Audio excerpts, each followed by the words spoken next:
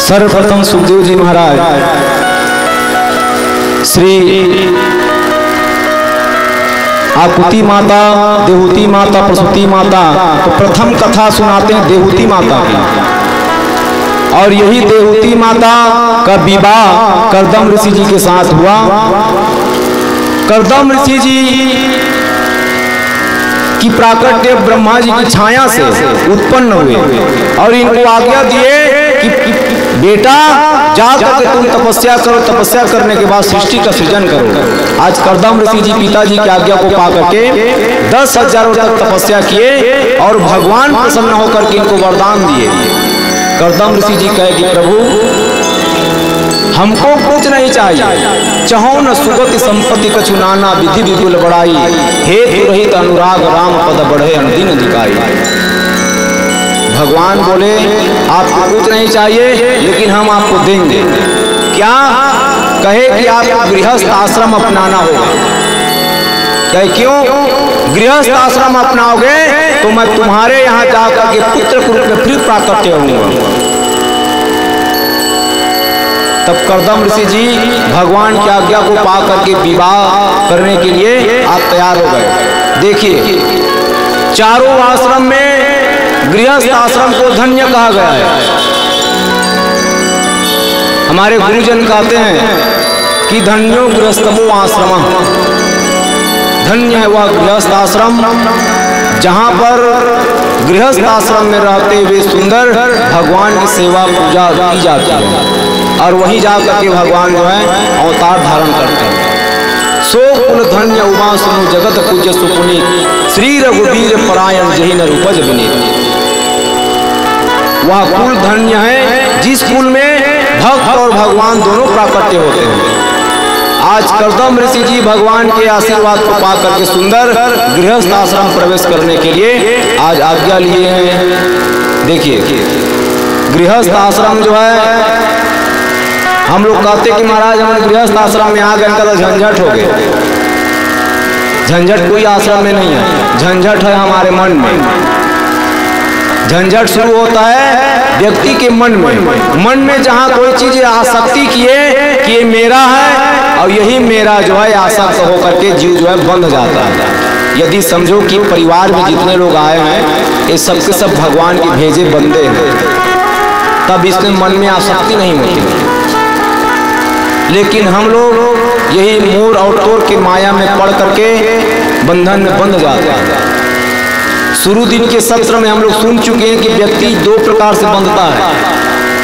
कैसे? ईश्वर अंश जीव विनाशी, चेतन अमल सहज सुख राशि, सो माया बस बयव गोसाई, बंधियों की मरकट की नाई। कैसे बनता है महाराज? बंदर और तोते के समान। व्यक्ति कर्म करके हाथ से बनता है और व्यक्ति पांव से चल के कुसंग में पड़कर बनता है। आश्रम बंधन का कारण नहीं है, बंधन का कारण है हमारा मन।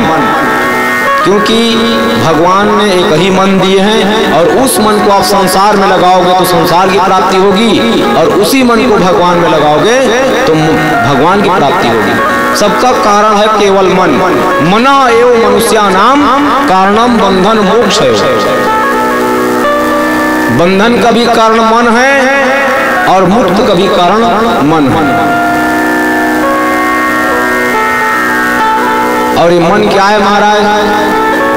इसको कहा गया बकरी। मन जो है एक बकरी है। कैसे? एक गांव की हम घटना सुना रहे हैं।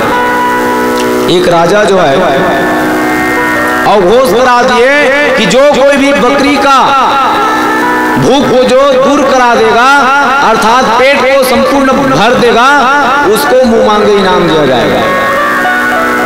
और महाराज आप लोग जानते हैं बकरी जो है जहाँ हरी हरी घास दिखती है तो पेट महाराज बकरी को भरे नहीं। तब दिन में चरा जंगल में ला घर में फिर खवाना फिर चारों अब सब लोग महाराज ले जाते बकरी पकड़ के जंगल में चराते। बकरी दिन भर चरती और राजा करता क्या वहां? जैसे बकरी को लाए महाराज एक हाथ में हरी हरी दूबी पकड़ता तो बकरी को ऐसे दिखाता तो बकरी फिर चारून चारून कहे भैया अभी इसको तृप्ति नहीं हुई है, जाओ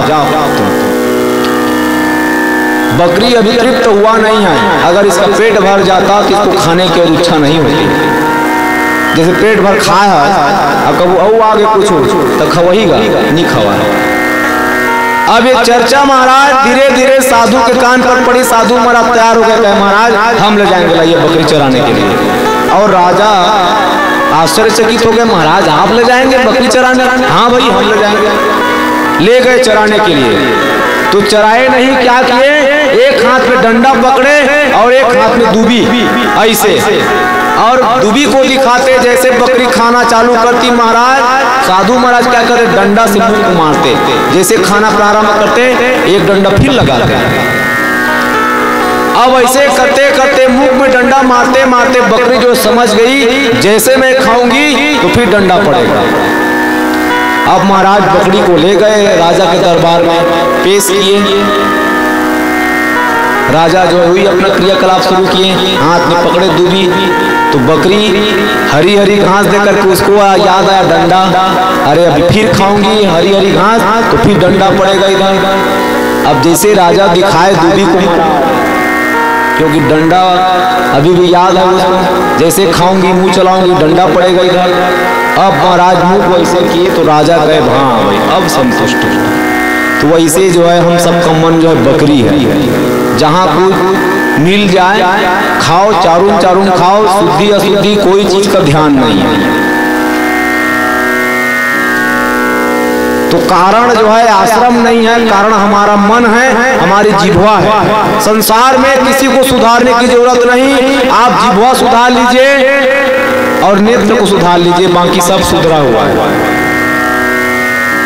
सब सुधरा हुआ है।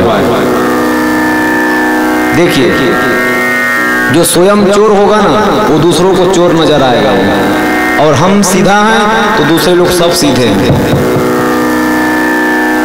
पुरुष बिगड़ता है नेत्र से और माताएं बिगड़ती है जिह्वा से। अगर वो मन मूल बंद रख दी ना तब काकरो घर में झंझट नहीं हुए, और पुरुष मन के नेत्र सुधार के तो काकरो घर में झंझट नहीं हुए। स्त्री मन सब लोग सही थे, लेकिन प्राय स्त्री के बारे में जहाँ सुनिस ना फिर घर में तमाशा लंका कांड शुरू। अब पुरुष माता मन के मुंह बंद नहीं हुई तब फिर लंका कांड पुरुष मन को शुरू। तो दो चीज सुधारनी हमको, जिह्वा को सुधार लीजिए और ये चक्षु को सुधार लीजिए, बस बाकी सब सुधरा हुआ है। तो आश्रम जो है कारण नहीं है।